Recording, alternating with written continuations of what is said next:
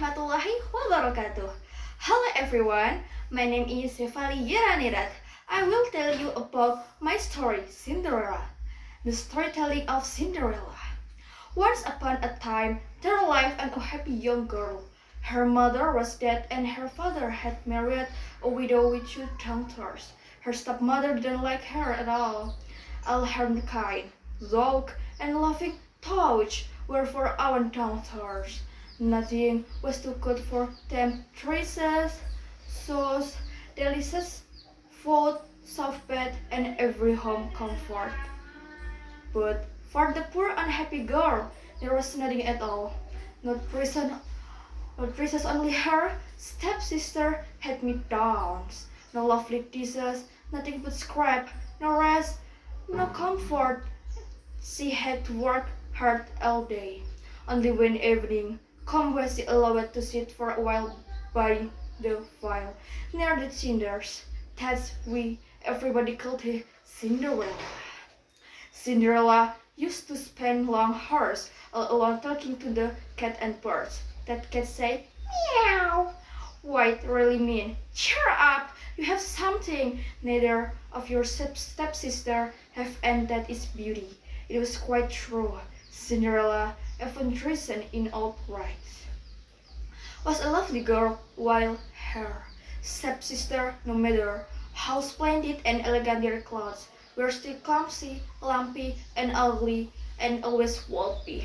One day, beautiful new dress arrived at the house. A ball was to be held at the palace, and the stepsister were getting ready to go. Cinderella didn't even ask if she could go through. She knew very well what the answer would be. You'll be staying at home to wash the dishes, scrub the floor, and turn down the beds for your stepsister. They will come. Come, Tirot and very sleepy, Cinderella sighed. Oh dear, I'm so unhappy. And the cat murmured, meow. Suddenly something amazing happened. As Cinderella was sitting all alone, there was a burst of light and fairy appeared. Don't be alarmed, Cinderella, said the fairy. I know you will love to go to the ball, and you so shall. How I can dress in the rags, Cinderella replied. The servant will to rot me away. Remember, they must be alive. Cinderella soon returned with the pumpkin and the cat with 7 meats he had caught in the cellar. With a flick of the magic wand, the pumpkin turned it of sparkling coal, what the meats become 6 white horses while his 7 mouse turned into a coachman in a smart uniform and carrying a whip. Cinderella could hardly believe her eyes.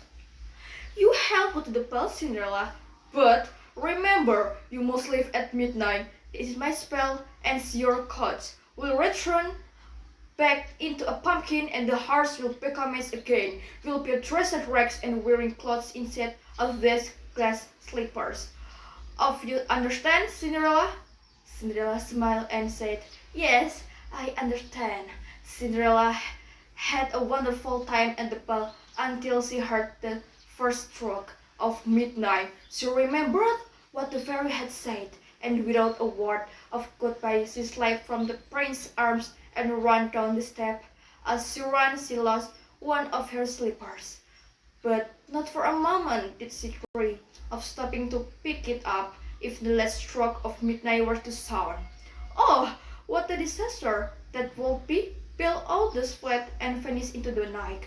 The prince, who was now madly in love with her, picked up the slippers and said to this minister, go and search every for the girl was foot the slippers fit. I will never be content until I find her. So the minister tried the slipper of the foot of every girl in the land until only in Cinderella was left.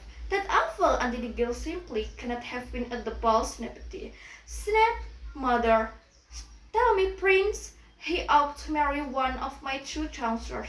Can you see how ugly Cinderella is?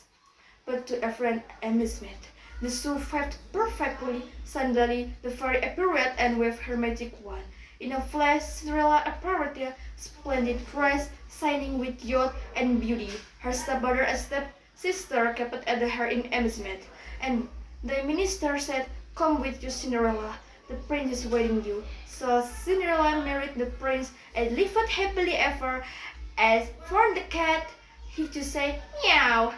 Thank you for your attention. Wassalamualaikum warahmatullahi wabarakatuh.